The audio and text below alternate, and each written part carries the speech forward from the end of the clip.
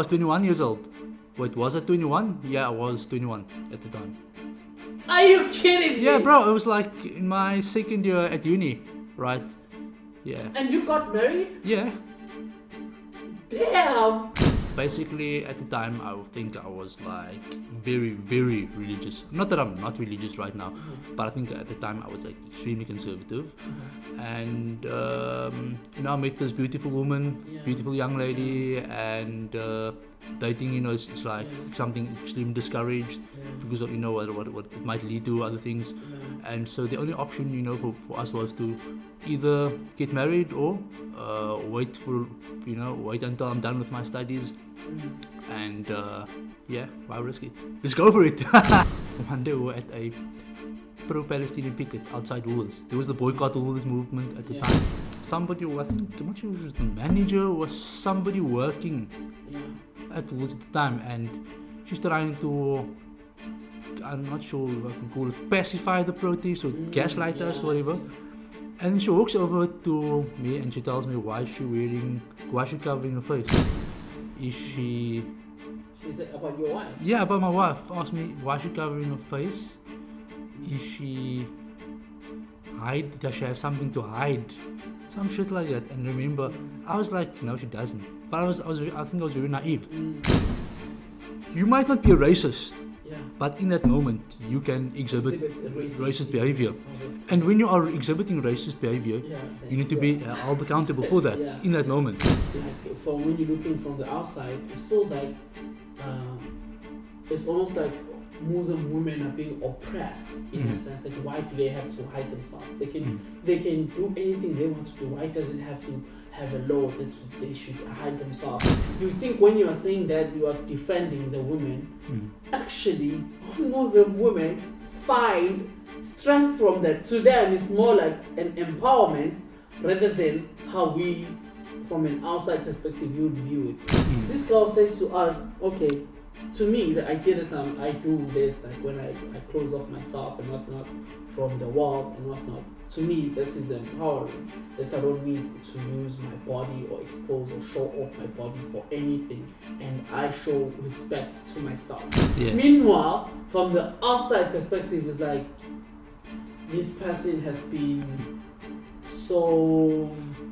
what's the word I'm looking for? This person is so brainwashed. Actually. If you look at it from the other perspective too, it's like you could say that's about a girl who's tracking on social media too. Because that person is so brainwashed to think they need to do that. You don't see the naked girl on social media as so brainwashed and so dumb for doing that, but you see this one that you are unable to see as being brainwashed. But then I ask myself the question, I was like, okay, so what were we asking for really? To see her body? Yeah, absolutely.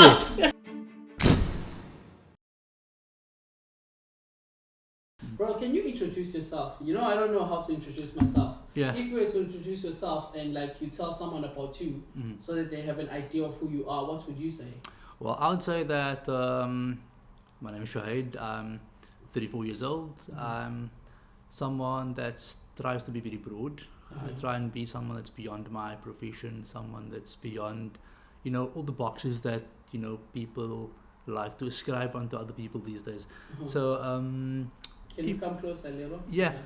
I would say that I'm someone that likes to have fun. I'm someone that likes the outdoors. I love running. You don't love running. You love running. I live running, right? Absolutely. True. Yeah. I know that. I mean, got a marathon coming up. Yeah. So, I love traveling. I've been to 13 different countries. Oh shit, 13. 13, bro. Bro, the last one I visited was Thailand. Rookie numbers then, damn. Oh man, what can I say? Other than that, currently I'm still studying as well towards my master's degree. Apart from teaching,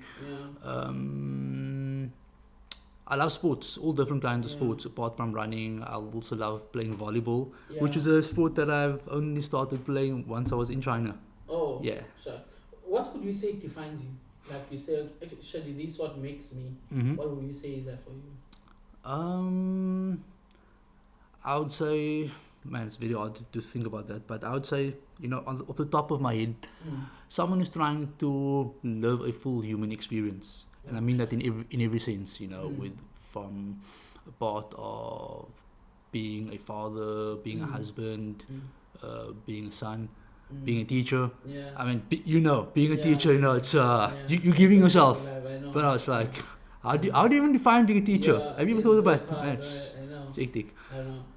How long have you been teaching? I've been teaching. This is my 10th year Yeah. in teaching. Yeah. So I mean, I've started in 2015 in South Africa.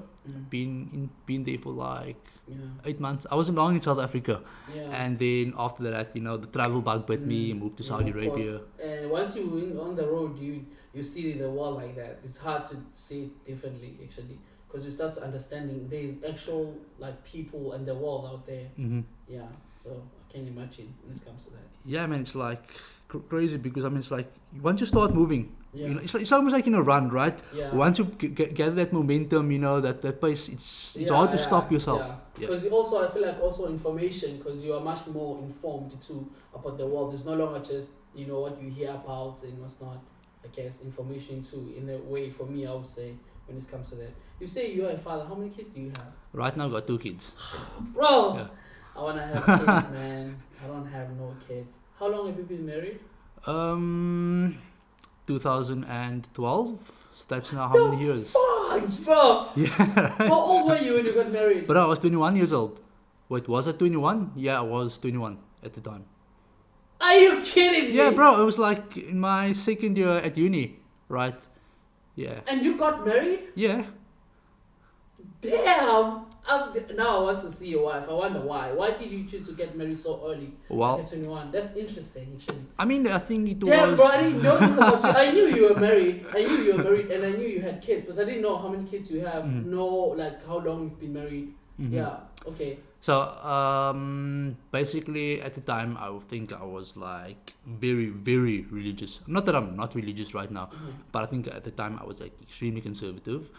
And I met this beautiful woman, Yeah. beautiful young lady, and dating, it's like Yeah. something extremely discouraged Yeah. because of what it might lead to other things. Yeah. And so the only option, for us was to either get married or wait until I'm done with my studies. And why risk it? Let's go for it. Shit. Yeah. Weren't you nervous to get married at that age, like at 21? Yo, bro, I mean- got married at 21. Yeah, you see the Yo, thing is, man. damn. I mean, if you Yeah. think of it now, it seems like, whoa, I really did that? Wow. But I'll tell you this. I mean, I think at the time I was very non-conformist, and so whatever the common narrative was out there, I was kind of the one like, I'm gonna want to challenge this, and so. Yeah, I think I was nervous because everyone speaks about the responsibilities Of and actually having a family. having a family. Also, there's this idea that you're being tied down for life, the shackles on, But yeah, none of that sort of thing really fazed me. Like I said, there was this beautiful young lady, and I was like, that's the one, Okay. So how right now? Obviously, they are back at home in SA, right? hmm How has that affected you? Actually, not being around your kids as much, maybe. Has that affected you? Would say. For me, in some ways, yes. I mean, definitely. I think it would affect any normal person, Yeah. right? Yeah. I mean, sometimes it's tough. Other times Yeah. you learn to deal with it. I think Yeah. I spoke to my mom recently, and you know what she said?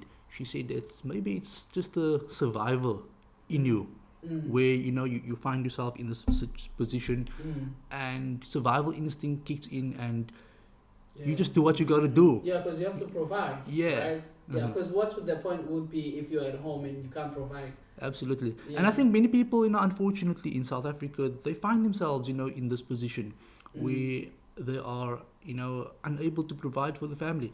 Yeah. And I think for me right now, it's like the struggles that I go through. I think people that are unable to provide for themselves and their families, not knowing where the next meal is coming from. Yeah. I think it's that's a real struggle, you know. Yeah, so rather being able to this your your ways around the world, and you can be able to fend for your family. Absolutely. Shucks. Damn, bro, but still got married at 21. I didn't know that. Jesus, what was I doing at 21? Yo, brothers were getting married. Yo, when you were getting married at that age, how old was your wife? Like, She was 21 as well. Yeah, we're about 1 month apart. oh, Yeah. like, and the families were just accepting, like, yo, you can get married. There were the questions, you know, Oh. from some people. It's like, why would you want to do this? And Yeah. you're still young, you know. But Mm. yeah, I think at the end of the day, you know, it's you know, But two look, people. it worked out for you guys at least. I mean, Because it's still, you guys still together and you have kids now. So it's worked out. I mean, Absolutely. yeah, we can say it's worked out. Mhm. Yeah, bro, I would like to ask something, because you said something to me one day, when we were outside by this school, and this thing has been in my head so much. Yeah. Do you identify yourself as a colored person, like from the South African context, or do you just identify yourself as a black person or a white person? How do you identify yourself in that scheme of things? Firstly, I would say yes and no. Okay, yes and no on which part? Black, colored, which part? On the whole colored identity part, you know. Okay. I think, you know, historically speaking, I'm not sure exactly when, you know, people started calling themselves colored. Uh-huh. You know, to my understanding, it was a identity imposed, you know, by the apartheid regime, you know, in South Africa. And if I look back at my lineage, I trace, you know, my ancestors coming from primarily from Indonesia, some of them from Malaysia. Well, at the time there was no Indonesia and Malaysia; it was just the Nusantara, you know, and were also at the time under Dutch colonialism. Yeah. So some of them came from the Arabian Peninsula, and then I'm sure that in my ancestry there's also, you know, the Khoi and the San, and that's something also when you come back to, you know, like majority of people who identify as colored today, or who were given this label, you know, of colored, I think majority of them, you know, they actually come from the Khoi and the San people.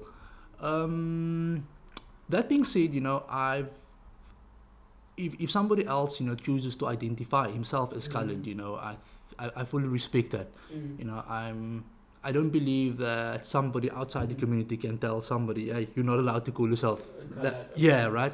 I think that would be pushing it.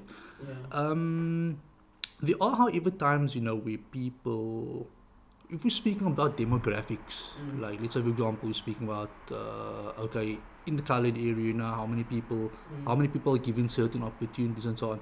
I'll be like, okay, you know, I'm from Mitchell's Plain, it's seen as a colored area, okay, you know, let's go with it. Or in another context, you know, when people are being social, you know, like for example, some brown brother comes up to me like, "Oh, my second, my fellow colored." You know what I mean? I'm not gonna be like, "Hey, you know, I don't identify as colored." I'm not gonna be like that. And be like, "Oh, my colored bro, Right, cool." Right, I get you. So then how would you like to say then you identify? Can I get you something to drink, bro? Do you need something to drink? Actually, some water would be great. But before you get that, I think our people would mostly identify as Cape Malay. You know, I think I'm quite comfortable with that.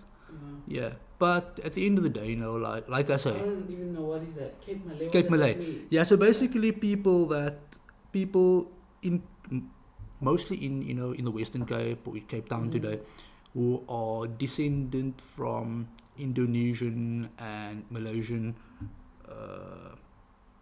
our ancestors who were sent to the Cape, you know, as slaves. I mean, even that itself, you know, it's something that's just accepted today. But if you actually read the history, you'll find that most of these people were actually political prisoners, were taken by the Dutch, you know, and sent away and condemned to slavery. You know, actually, it's interesting that you're saying that, because, you know, to a typical Zulu person, that I like to think I am to a certain extent. You know, to us, I feel like this terminology of saying someone is colored is just used in a sense that your mom is white, maybe your dad or whoever is black. It's just used in that like sense, or maybe both your parents are colored. Then it's just used like that. Now you're talking about people from Malaysia, and that's not. I don't know that actually. I had no idea about that. Oh shucks, bro. damn, actually, we just think like that rather than like what you are saying now, the descendant from Malaysia and what's not. I remember you saying that to me. That's why I'm asking you, Yeah. because I was thinking, hey, Shuhair is like from Malaysia. What does it mean? Yeah. Shucks, man, I didn't know that, bro. I didn't know that. So how do you feel like then when you see someone like Tyler, for example, that I would say is representing of the community in South Africa, that we refer to as a colored community, being called out in the US for calling herself a colored? Sorry, I'm not sure exactly who that is. Tyler, is she a? You the musician. You don't know Tyler? Nah. Yo, my man, you live in a cave. I know, right? What Tyler? Okay, Tyler is a musician, Uh-huh. South African musician. She's from Cape Town. Mm-hmm. Well, she's from Joburg, really. Okay. Yeah, she's like in Pretoria, not Cape Town. But she is like the girl. You know the song "Make Me Sweat, Make Me Water." Oh yeah. I've That's heard her that song. So okay. she's like Wait, she's from Cape Town? The one who sang that song? No, she's from South Africa. She's a mega superstar now. Wow. Okay. She's that big. So she went, obviously in America now. She's doing interviews there. Yeah. So she made she basically called herself a colored. And you had your fair experiences with Black Americans. Yeah. You should know better. You know better about this.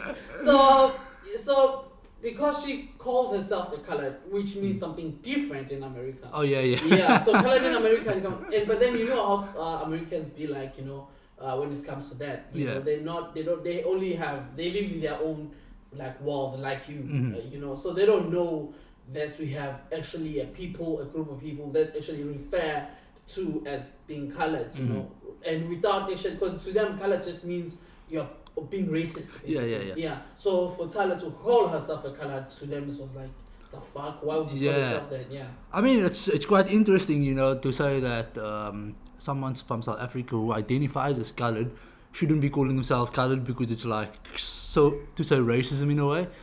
Yeah. When black people in America have embraced the N-word. Yeah. That's quite ironic, right? Yeah. Yeah. That's true, actually. But absolutely, I think, like I said earlier, I believe that if someone wants to call themselves colored, by all means. Yeah. I think just generally, I think Americans maybe need to come out of the bubble a bit more, and Yeah. Anyway, I thought this was interesting. I find actually very interesting, Yeah. So you grew up in SA, in South Africa, right? Yep.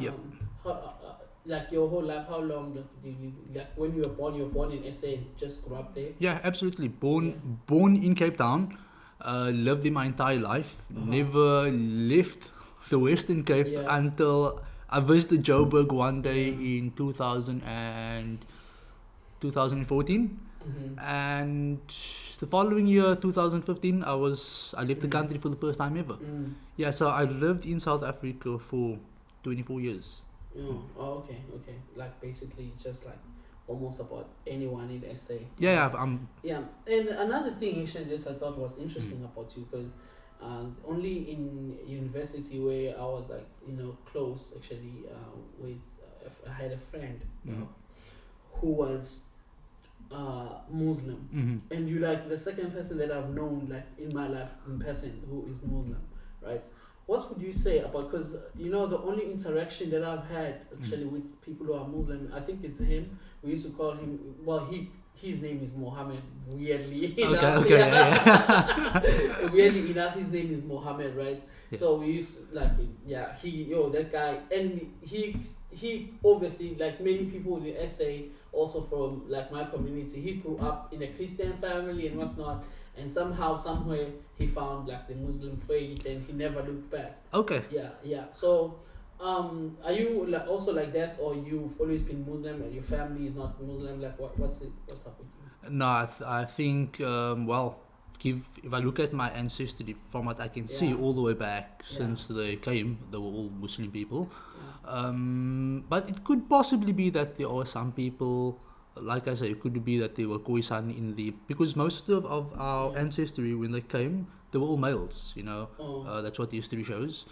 So I believe they intermarried, with the Khoi, the son at the time, and here we are today. So, But I mean, for me, I always grew up as Muslim since I was a kid. My parents were Muslim, my grandparents, all my known Okay. ancestors were Muslim. What does that mean actually for someone who doesn't know? Like what does it mean if you say you grew up as a Muslim? What does it mean? What do you do? What makes someone like a Muslim person to say this person is actually a Muslim? Very good question. Because I had the reason I'm asking that question because I had Dave Chappelle. Dave Chappelle, you know Dave Chappelle, the comedian, right? The American comedian. He says very popular and famous comedian. Uh-huh. He says like actually many people don't know this about me. I'm a Muslim. Okay. I'm just a very bad one. I don't practice. Okay. I actually believe in the faith, but Yeah. I just don't practice. That's why I'm smoking on stage. So I'm wondering what makes someone like a Muslim actually. Okay. The main thing that will make somebody Muslim, is to believe in there being one God, Uh-huh. a supreme being who created the heavens and the earth and everything that exists, Yeah. and then also to believe in the prophets that he sent, with the message of believing in one God, Yeah. and to believe in the year after, Yeah. final day of judgment, Yeah. and to believe in the books that were sent as well by the prophets. Yeah. So that's essentially what would make one a Muslim, believing in the oneness of God, Yeah. and then lastly also believing in, you mentioned the name Yeah. earlier, Muhammad, Yeah. and believing that the Prophet Muhammad, peace be upon him, Yeah. being the final messenger Yeah. and the one who came to enforce the message Uh-huh. or to finalize the message, that all other previous prophets came, Yeah. of there being, one God. Yeah. What about lifestyle? Like, does it mean anything regarding to a lifestyle? Oh yeah, absolutely. So in the with the message that the prophets brought with him to of believing in one God, there was also rules at the time in terms of Yeah. lifestyle, Yeah. and with Prophet Muhammad being the final messenger, bringing Yeah. he brought with him the Quran, and Yeah. in the Quran, our holy book, there are many rules pertaining to lifestyle, pertaining to law, civil law. Mm-hmm. There's also his own practices, which we as Muslims would try to emulate on a daily basis. But from amongst them, there are, the religious rituals that we have to perform, our daily prayers, fasting in the month of Ramadan, also being able to doing the pilgrimage to Mecca, the Hajj, if you're by the means to do so. But there are many other things, like just daily activities that are governed by Islamic law. For example, the law of interactions between people. Okay. Yeah. So what about which I find very what do you think maybe of the portrayal of like Muslim like I don't know if I should say culture, but the portrayal of Muslim culture and how it is perceived, like because many people will say maybe it is used as a tool to create all these groups and stuff like that, like in the Middle East and stuff like that. What do you think about that? Yeah, I think what we got to understand, if we look at history, throughout time, there's always been, the powers, those who dominated society. And I think what it really comes down to is those in power, they try to control the information, they true. try to control, Yeah. the narrative as to who the good are, I mean, we've seen it. I mean, in our current day and age, it's the Muslims, who are portrayed as the bad guys, in media. But it doesn't mean that Muslims are the only guys who are being portrayed as bad people, right? I mean, right now you find the Chinese are being portrayed as the bad guys. I mean, we saw what happened during COVID era, right?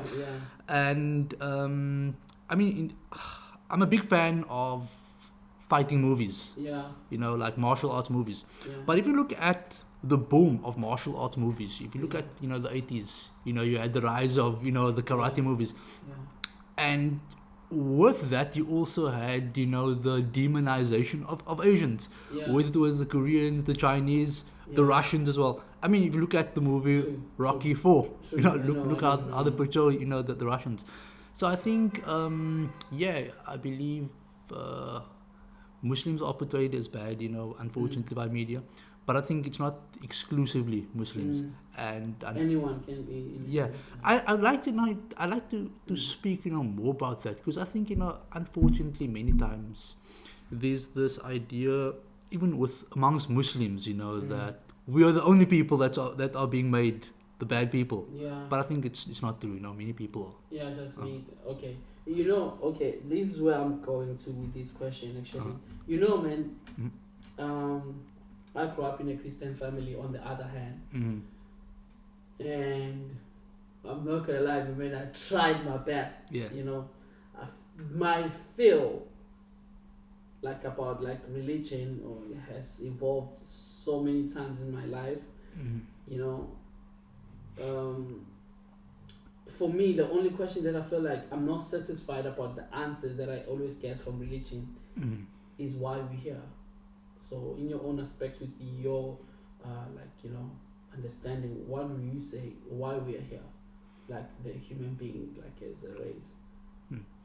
I would say that we're basically here, you know, for the purpose of, you know, worshiping God.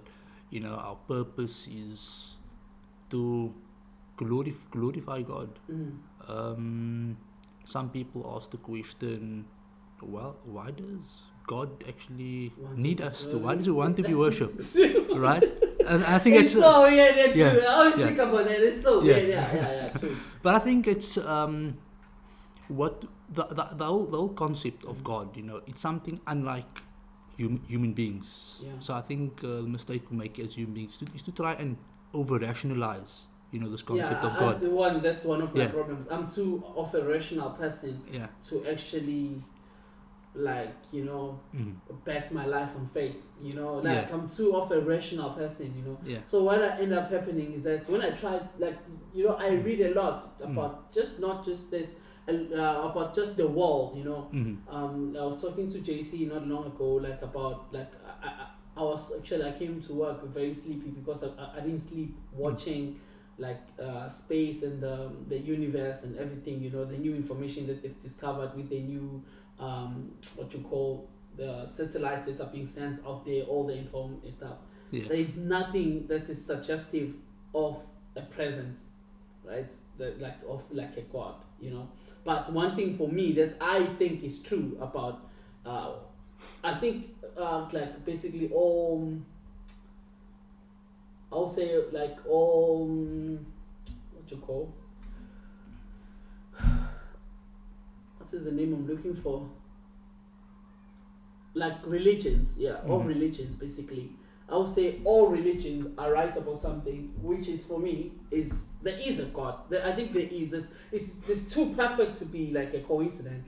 The only difference that I have for me is I just don't believe that there is a God the way they think there is one. Okay, so in other words, you're saying you believe there must be a supreme deity. Oh, for sure. But you're just not sure yet with regards to the means to Him. Yeah, I just don't think. I feel like it's a way to protect ourselves from the reality that we're so insignificant. Interesting. That's how I feel about it, especially from a perspective of what I see when I learn more about the galaxy. I'm like, man, come on, bro. Like, it's almost like to say, right now as we are here, maybe you care about a small piece of grass at home. Like, and that grass is like, Shuhei cares about me so much. You see? Because and you are here, and that grass is praying to you that Shuhei cares about me so much. Meanwhile, how that you don't even know the grass, you know, it feels like that to me. If I imagine like the creation is too big for like, if the creation of, you know, the tiniest minute detail of what do you call it, microcosms, you know, like microorganisms. Yeah, all these things we are unable to, you know, to recognize God through science. And basically believing in Him, you know, through His attributes as He describes Him. Okay, I'm still gonna talk about this, but there's someone before I move on, there's someone, actually, a friend of mine said something once very interesting. Okay. I will never forget my whole life, because I grew up in a Christian family. So I was Christian, like into it. We have those phases when we're young where we have our faith, and to us it's like means everything. So I was Yeah. like that actually coming up, and he didn't believe in God at Okay. all. Yeah, at a very young age. And this was first time meeting someone who was that like brave, that young. Because not believing in God sounds stupid when you're that young. For me, it sounded like, that's fucking dumb. Like, what the fuck? To say you don't believe in God is just more like that. And then, but when I talked to him, he said something interesting. He's like, Mlondi, are you a Muslim? I'm like, no. Oh, you're a Christian? I'm like, yeah, of course I'm a Christian. So what's wrong with Muslim? I'm like, oh, there's nothing wrong. I'm just Christian. Mhm. He's like, see, me and you are the same. I'm like, what do you mean? He's like, well, you also don't believe in God because you don't believe in Muslim. It's like, what do you mean? It's like, well, just like how I don't believe in your God, you also don't believe in other people's God. There are 3,000 gods out there, and you only believe in one. Well, I don't believe in any. So what's the difference between me and you? It's like someone laughing at another kid in class for getting 1 out of 3,000, and I got 0 out of 3,000, and you are laughing at me because I have a 0, but you have 1. So what's the difference between me and you? Because you're as good as me, you don't believe in God too. Mhm. Yo, I never thought of it like that. That if I don't believe in the other faiths, it means I don't believe in God too. Yeah, it's very interesting. I think many people actually don't know this. Yeah. In Islam, we believe that all the prophets that came before Prophet Muhammad, peace be upon, including Jesus, including Yeah. Moses, Yeah. they all believed in one God. Yeah, Right. actually, So- I've heard of that. So in Islam, Because Jesus is mentioned in the Quran, isn't he's he? mentioned. Yeah. In fact, Jesus, there's actually an entire chapter in the Quran, Yeah. Surah Maryam, the chapter of Mary. It's dedicated, to the mother of Jesus, peace Yeah. upon him, and also to his miraculous birth. Yeah. Mm. So, by believing in Islam, you're actually believing in what we believe. Is the same message Yeah. that Moses Yeah. and Jesus, peace be upon him, came with. Yeah, but Yeah. other gods are not even like. Come on, man! I don't Yeah. couldn't believe in other things. Oh, you mean like there's 3,000 gods out there. yeah. So his point was like, there's 3,000 gods out there, and you just believe in one. Mhm. So, like, my man, you are good as me, really. I just believe in 0. So what's the difference between me and you? If we are in class, you are laughing at me, that's I got 0, but you got 1, 2 out of 3,000. So that was his argument with me, So like, I've never thought of it like that, actually. But yeah, when it comes to God, I think there is a God. Mhm. I just don't think we got it yet as to in what way. That's how I feel about that, actually. But, well, my man, I've had my fair share of issues. Anyway, let's move on, bro, from this God and deep conversation. Let's talk about SA. Let's talk about home. What do you think is the future of South Africa, bro? Man, you're asking me a question right now that's very difficult for me to comprehend. I think people are always talking about it on two extremes. I think the one hand people are saying, things are going to get better. And you look at it and you're like, man, this happened this morning, this happened last night. Really? And then on the other hand, people are just very, I would say, apocalyptic about the future of SA. I don't know what this country's coming to. There's going to be no jobs for our kids. They're going to be starving to death and BS like that. I don't know. Is it getting better? Is it getting worse? What do you think? I think it's getting better, actually. There's one thing that I had to admit to myself. I just didn't see the GNU working. But I have to be honest too. I feel like there's a difference with the GNU. I'm not gonna lie. As much as I'm not a fan, you know how I feel about the ANC. You know me better. I'm not a fan, but I have to admit where I feel like, yo, damn, something seems to be different. Okay. I have to admit that. I'm admitting that something has to be different. Yeah. Yeah. It's interesting. Yesterday I was having a conversation with somebody else, and this person was telling me like that there was no load shedding back home when we went home for them. Yeah. And I was like, wait a second. Yeah, we don't have it. Was it really? I went back home this winter and there was no load shedding in South Africa. Bloody hell. Yeah. Yeah. So something is changing in that sense. Yeah. Something is working. But then what does it, I'm not sure if like what it means if, because right now it's working because we have a president who's in line with business and business is in line with him. Everything works. But then if things are not for them, what happens then? Yeah, I mean, I think with all these developments happening, like with the positives that people are speaking about, Yeah. I think we also have to be cognizant of the fact that sometimes, and we've seen this in the past, things are getting better, but is there a catch to it? Because they always say with everything there's a catch to it. Yeah, true. Right, and I think what many people right now are saying is that the GNU, they are there, or some factions within the GNU, they are there to see to capitalist interests. Yeah. And I think there's a lot of fear, among certain people that right now, as things are going to be better, at the same time, they are preparing or rolling out the red carpet, for the Western, capitalists to come into South Africa and to, extract some They of are our. actually, the reason it is good is because it's good for business in a sense that they are getting everything they want. They are getting away with their like our resources, our raw material. Like they are taking that. That's for sure. So that's a fact. Yeah, that's Okay. a fact. That's you can. Yeah. It's easier too for them to do that, right? Because you have it's like one way or the other. I feel like the space that you are in as SA is like if we are with the GNU or the government that we have right now, or the government of the Ramaphosa specifically,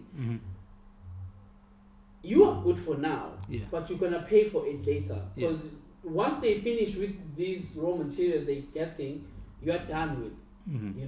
Where you are done with. Like that's how it works, right? So you are good for now. But if you look at like maybe from an EFF type of political party, it's like you are doomed for now, but you might be saved in the future. But you are gonna be messed up for the next 20 years or so. So you might as well forget about your lifetime having a life. So that's how it feels like to me. When I look at if EFF was in charge, I feel like we South Africa would be like messed. The reason being because a business would do their thing. They will lock up things, not want to work with the country and what's not, because people are having their power back to them, right? Business wants everything to be easy for them to do whatever they want. So when they're taking our raw material and give us whatever they want to pay, that's them. That's when it works for business.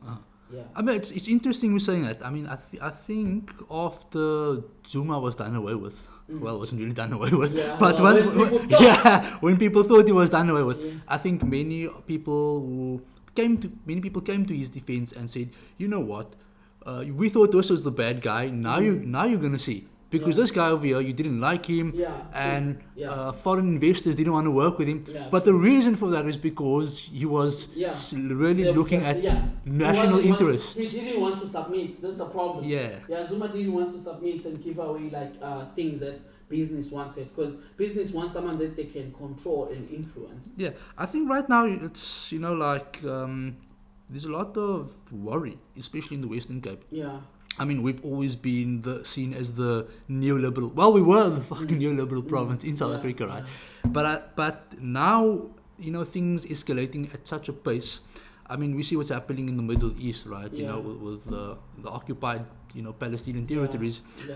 Those people are running. Those people are running away from, the Zionists. They're running away from what they call Israel. And there's been lots of reports on social media where they are actually buying, in the Western Cape, they're buying properties. In fact, they are being encouraged, come and buy properties in the Western Cape, we want to. And some people, they're actually, pushing this idea that they're actually trying to make the Western Cape, another little mini Israel. But I mean, you got to understand that in the Western Cape, there's always been this idea that we want to be somewhat independent. And unfortunately, it's not only amongst, Zionists or the very far capitalists. They've been wanting it, but the sad part for me, we spoke earlier on about, so-called colored people. Even in so-called colored community, there's this idea, want to be separate. Yeah. You know, we don't want to have, you know, this Eastern Cape, you know, People, foreigners. migrants, you know, coming in Yeah. and taking what we've got. Yeah, unfortunately. It's manipulation, man. Whoever controls source of information, they manipulate the truth. The truth is what they want it to be. That's the thing. Whatever, because you see, if you think about how Phala versus Inkandla has been portrayed on the media, it's not the same.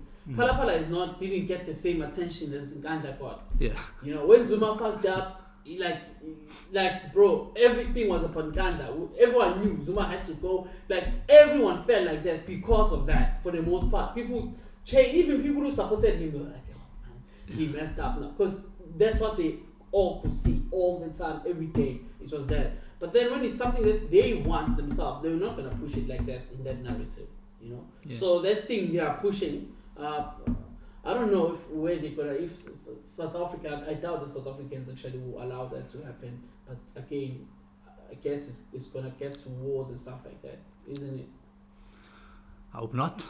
Tell me, do you ever think that media in South Africa has way too much freedom? Media in South Africa has what? Way too much freedom.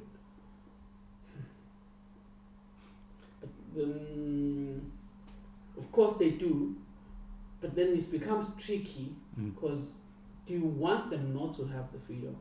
You know, because right now the problem that we have is media is reporting not the truth but the truth of whoever is feeding them. You know, if you are paying, then they are for you, right?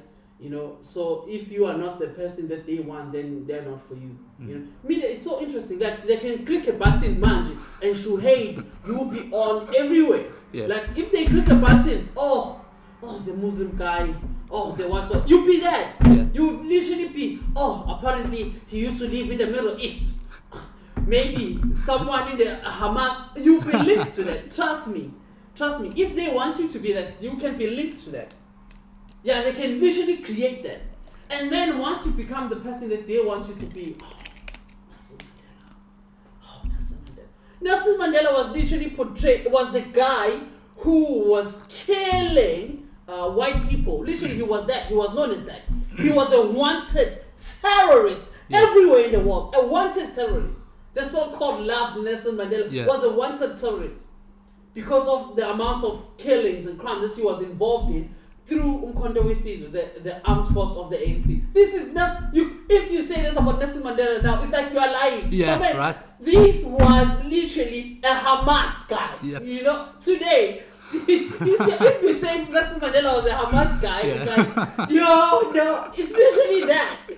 He was what they call Hamas was Nelson Mandela back then. Yeah, Hamas was basically Umkhonto weSizwe. Absolutely. Hamas was Umkhonto weSizwe at some point, right? Literally.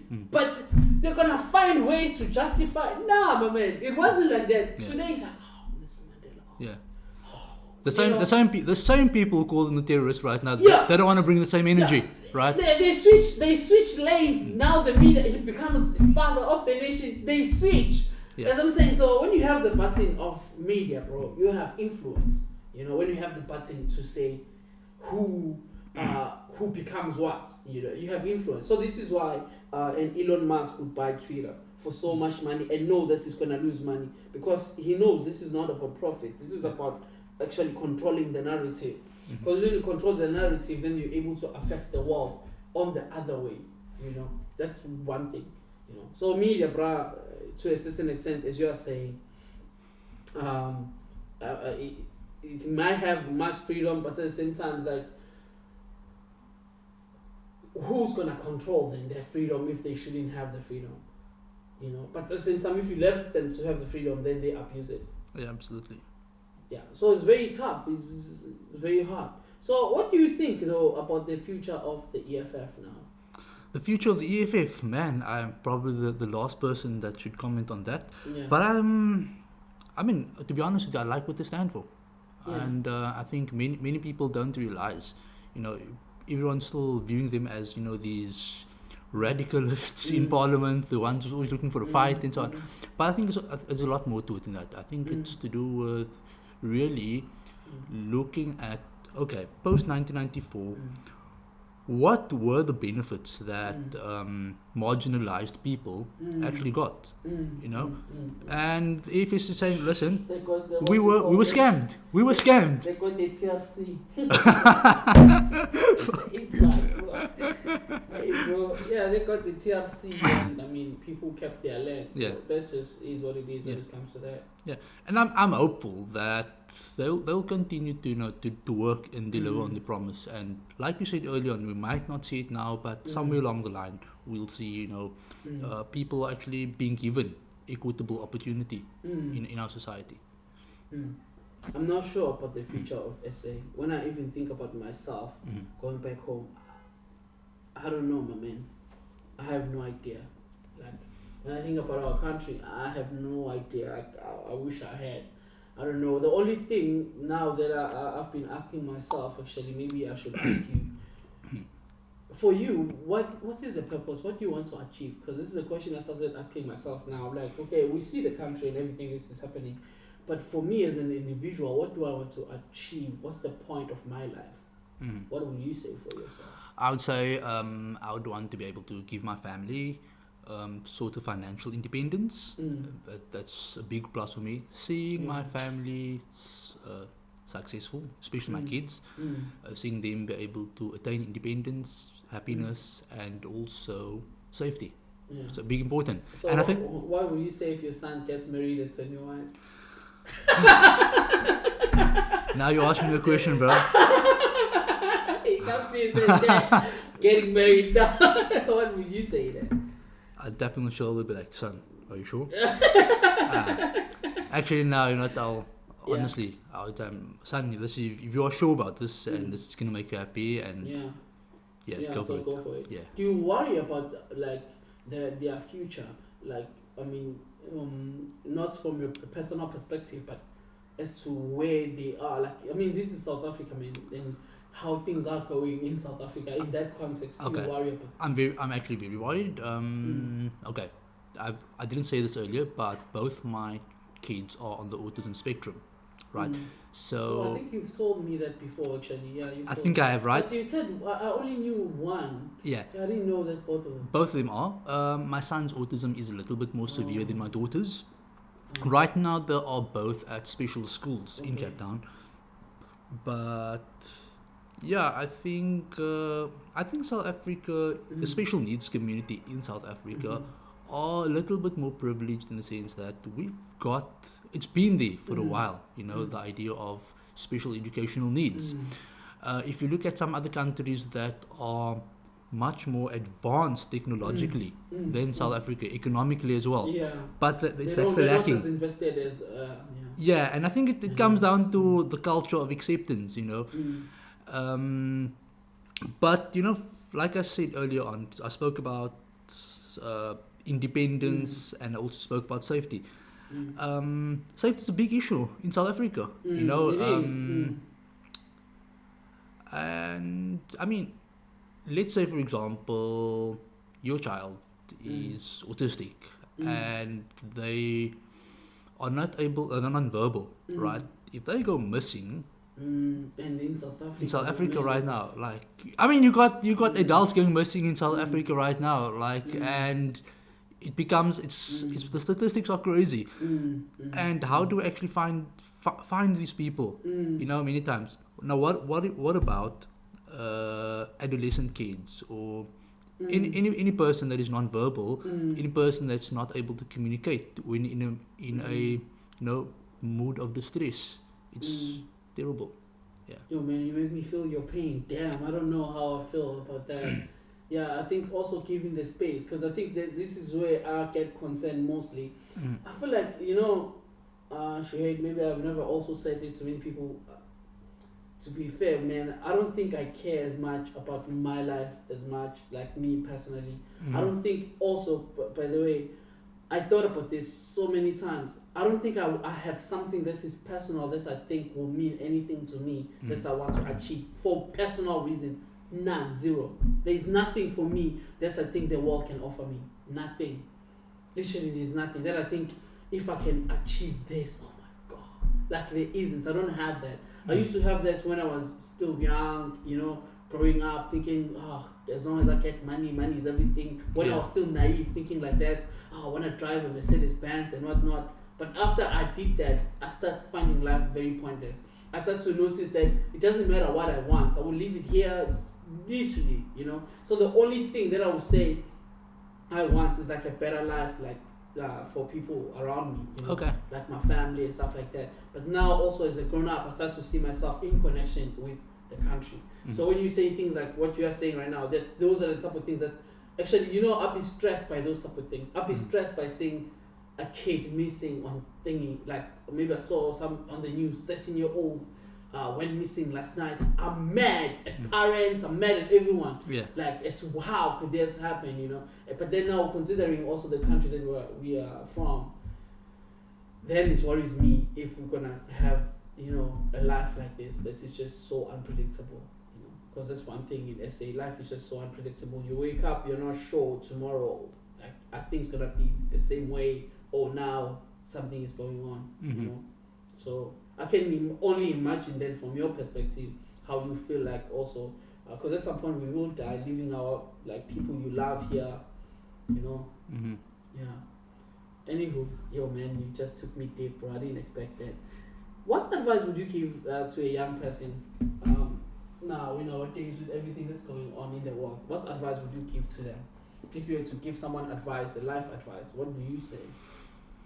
I would say work hard for your dreams, but also have something on the side that you can do that's where you can see success, but that is within your own control, right? Whether it be sports, or whether it be arts, or whether it be something of a hobby, some interest, something that you can pursue that's going to make you feel like you're achieving something. But I think many times we get caught up in this trap of, oh, I'm studying hard, but my GPA, my grades are not high enough, or I'm applying for these jobs, but I'm not getting, you know, satisfactory responses, and so it can be very taxing on you mentally.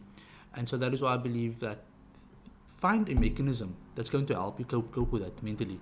Because for me personally, I believe that running has been a great help for me mentally, you know, in terms of my confidence and how I deal with, you know, the day-to-day challenges where things aren't going my way. Because if you look at it, there's a lot of shit in your life, you know, that out of your control. And so I believe that doing something that is within your control and you can, you know, make sure that you are excelling in that, it helps you a lot. So for you, what was the greatest lesson that you've ever learned from life? You're like, yo, I learned that day. What would you say was that for you? I would say the biggest lesson I've learned in my life was don't be too sure about yourself. Don't be too sure. Don't be too sure about yourself. Stay humble. Okay, why? Yeah. Why? What was happening? Man, I don't think I want to explain this, but okay, fine. Okay, don't be too sure about yourself. yeah, be humble. Okay, I want to ask you something too. Maybe now this comes to my mind now. Like growing up in South Africa, how was it like for you? I'm specifically asking you in terms of like race. Did you ever feel like racism in South Africa for yourself? Like to experience it when, I mean, growing up when you were still young. Yeah, how was that for you? As a kid, I would say never. I mean, like, you would hear people often, you know, making racist remarks and so on about the other, you know, but yeah, I suppose it only really hit me when I started going to school and learning about what actually happened during apartheid years, you know. And then later on you start, you know, interacting with people of other races. You might go to the beach and you know, you might see, for example, some people are questioning, looking at you in a certain way. And what you've learned in school, it kind of, you know, it plays back in your mind when you're experiencing this. But I've never really, I think of it right now, have I ever experienced blatant, outright racism? It's the reason I'm asking you, because I thought about it myself. Yeah. I actually, maybe later on when I was in high school, but I didn't see it as racism. But although my mates were mad, they were mad at me that I don't see it as that, by the way. So, like, growing up in SA, I have never, and I think it's because I was protected by the community. You know how it's like in SA, when you are black, you live in a black community for the most part, you know? So it's not like we get to interact as much. So I've never had that whereby I feel like my life was oppressed somehow. Actually, I don't have the same experience that I would see for the most part, you know, being portrayed. Obviously, in a bigger frame, I see, you know, what is meant and what is going on, but not in a personal level whereby I felt like somebody, like, you know, was on me, like on my blackness or something like that. I've never felt that. In high school, once it happened, a teacher, a white woman, was so mad at the class for making noise. She was like, oh, you guys will grow up and be nothing. Some of you are going to be like your parents. You're going to line up for grants every month. Oh my God. You're behaving like monkeys. And she walked out. The kids lost it, you know. Yeah. But now, this was a difference between me and those kids.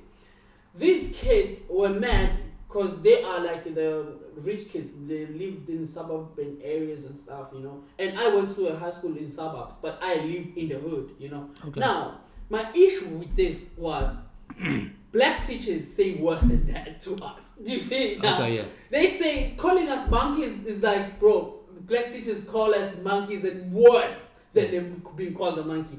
I understand the context, but I see her point of view and what was going on. It didn't, to me, given our relationship with her and how we've known her, to me it didn't hit me like all of a sudden this person has switched to racism. Do you get me? It's like, imagine someone is always good with you and stuff like that, and then one day they're mad at you, they say something like that, like referring to you behaving like monkeys, you're gonna grow up to be nothing. Like, I'm not gonna lie, that's racist, right? But does it make someone a racist just because they did a racist act at that time? Or isn't it something that the person is like that?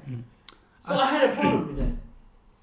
Mostly because black teachers say worse shit than that, bro. Like, they say the worse shit. They call us so many things. And black teachers were more harsher than white teachers to us. Okay. Like, that's way, way more harsh. A black teacher will smack me, like I do. Like, don't fuck around with that. Get moved in the back. But then, it was almost like we knew that white teachers are not going to do that. So we would take advantage of that. Okay. You know, those type of things. I could tell. If a black teacher said that to us, nobody was going to be like, people wrote a letter to the principal and the teacher was about to be suspended. She came back crying in class, apologizing to fucking grade 10 school kids. That's what happened. Yeah. You know, that was the only experience that I've had like that. Yes, man. I'm thinking about it, you know, it's interesting. Somebody once said to me that being a racist and exhibiting racist behavior. Yeah. And the person basically said that you might not be a racist. Yeah. But in that moment, you can exhibit racist behavior. And when you are exhibiting racist behavior, you need to be held accountable for that in that moment. Yeah. I'm just trying to think now, how would that situation have played out today? Because I mean, that's a while ago. Yeah. Like, I mean, we see it all the time, you know, somebody is kind of accepted into the community or whatever, you know, and one day you might just slip of the tongue, if you may call it that, and then boom, cancelled. Yeah, you know? True. You know, I don't know. I still, to me, as I'm saying, I understand why kids are mad, why they were mad. I get it. She was that's racist, true. Yeah. The act itself is racist, but I don't know if, like, literally, I don't know if the person, they are racist because of that act at the time. So I always find it interesting, when do we call someone racist, really, in that sense? So you don't have any experience like that, whereby you felt that you're... Not really. I just remember one day I was visiting this fisheries, somewhere in Strand, and at the time my wife was wearing, you know, not just the hijab but the full on, you know, with the face covering as well, the niqab as well, and this guy, white guy, very big guy or whatever, and he's standing and he's like literally looking at her and looking at me, but with this frown or whatever. I was like, fuck, man. I know, I understand. Yeah. I think that was probably the most aggressive behavior that I've ever encountered. Also one day we were at a pro-Palestinian picket outside Woolworths. There was the boycott Woolworths movement at the Yeah. time. I think it was 2013, 2014, if I'm not mistaken. Yeah. And my wife and I used to go to those things a lot. We were quite active in that. Yeah. And somebody, I think, I'm not sure if it was the manager or somebody working Yeah. at Woolworths at the time, and she's trying to, I'm not sure if I could call it pacify the protest or gaslight us, I whatever. see. And she walks over to me and she tells me why is she covering her face? Is she, She said about your wife. yeah, but my wife asked me why is she covering her face? Is she does she have something to hide? Some shit like that. And remember, I was like, no, she doesn't. But I think I was very naive. But everyone else around me were not that outward religious at the time. They blasted her So and they, called her I out being a see. racist bitch, Yeah. Yeah. And sure. So I think that maybe that was probably worse than the Yeah. fisheries incident. Yeah. No, sometimes I feel like maybe I get you. Maybe we are just too naive sometimes to see racism and whatnot. Like I would feel like that maybe because I'm not the type of person actually to see like I just see humans like as yeah. It's very hard for me because I didn't grow up with those times. Although my dad used to tell me a lot of crazy things, in regards to that. That's crazy. Yes, I'm thinking also now that you're mentioning hijabi, right? Mm-hmm. That's another interesting thing, I remember a girl at university, a Muslim girl, Mm-hmm. like she did like a presentation. I forgot what was happening actually. That's the first time actually I got to understand what hijabi meant, It's like from an outsider perspective, it feels like from when you're looking from the outside, it feels like it's almost like Muslim women are being oppressed in a sense that why do they have to hide themselves? They can do anything they want to do. Why does it have to have a law that they should hide themselves? Especially they are like, okay, fine, their bodies they can wear, but why do they even have to hide their faces and stuff like that? This is from just an ignorant, just a day-to-day person who doesn't who doesn't know the religion, who has nothing to do with it, didn't grow up in it, so you just see it, yeah. So that's how it feels like, and then because you will feel, and also naively too, you think when you are saying that you are defending the women, actually Muslim women find strength from that. To them it's more like an empowerment rather than how we from an outside perspective you would view it. This girl says to us, okay, to me the idea that I do this, like when I close off myself and whatnot from the world and whatnot, to me that is empowering. That I don't need to use my body or expose or show off my body for anything, and I show respect to myself. This is not about any other man. This is not about me respecting my husband. This is not about me. This is about me. Actually, like sort of like what did she say? She said like sort of like basically liberation. Yeah, liberation. Yeah, I'm looking for that word. Like liberating herself. Her closing off herself. This is for her. It's not for anyone. This liberates her, right? And her body is not for you to see. Like, so she was saying those type of things, Yeah. Meanwhile, from the outside perspective, it's like this person has been so, what's the word I'm looking for? This person is so brainwashed, actually. So brainwashed that they do that to themselves. Which this is so naive, by the way, because if you look at it from the other perspective too, it's like you could say that's about a girl who's tracking on social media too, because that person is so brainwashed to think they need to do that. Yes, you absolutely. see exactly. But then you don't see the naked girl on social media as so brainwashed and so dumb for doing that. But you see this one that you are unable to see as being brainwashed and not liberated. It's so interesting actually how that's so easy. Because now I was asking myself, okay, so when we were thinking like that or feeling like that, like when you were thinking like, I still remember like, to me I always found it, because it's usually women who close their face off completely. You know, I always thought about that, like, oh my god, like sometimes it's so hot, you know, very hot. Yeah. That's another one that's like, yo, damn, bro, like, can you feel hot, like, in there? You know, I would think like that, you know, especially how with the mask that we had to wear by force, how Yeah. I felt so uncomfortable. Absolutely, Yeah, bro. so now to think of people who do that, then it feels like that, you know. But then I asking myself the question, I was like, okay, so what were we asking for really? To see her body? Yeah, absolutely.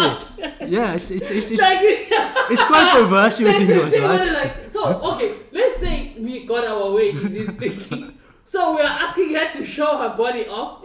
Technically, that's what we're asking. That's precisely what it is, bro. It's like I'm not seeing enough skin out here. Let me, you know, like how dare you, you know, cover? Yeah. How dare you, you know, obstruct my view of what I actually want to see? Yeah, because then weird, it's bro. maybe it's more like that than from, you know, because you have a person who actually believes that they doing this for themselves and they like it, they want to do this. And this has nothing to do with you. You know what's very interesting when I think about it. You know, like I mean, my wife doesn't wear the face covering Yeah. anymore. She stopped wearing it when she was pregnant with our first son. Yeah. And at the time, what happened was she felt it very, very uncomfortable to breathe when she was pregnant. Yeah. And since then, she found it a lot easier, you know, not to wear the face covering. But the point I wanted to make is, we speak about people that look at this and they basically have judgments, you know, something strange, like, you know, but like you say, it's not coming from a point of cultural curiosity, but rather from a point of condemnation. Why? Because of certain motives, so whether that be, you know, perverse or not. But take that and compare it to a child who's never seen this before, and you find that the child looks at it more with a sense of curiosity, like, like why are you doing that? Yeah. right? But you never find a child, you know, like, oh, dare you, like, it just shows, you know, like innocence, curious, and also versus the opposite, which is more like condemning out of perversion, I would say. Yeah. Anyway, thank you, man. Thank you for coming through today. Welcome, bro. Wrap it there, bro. I think that's enough, dog. Thank you. Smooth Welcome, will bro. kill me if I go so long. Smooth is the guy who edits the videos for me, actually. So thank you so much. I will get Ish next, bro. Please let him know. I know I'm gonna see him on Monday. I'm gonna tell him that I need to have him on the pod. Thanks so much, bro. Welcome, bro. Thank you. Let me close this.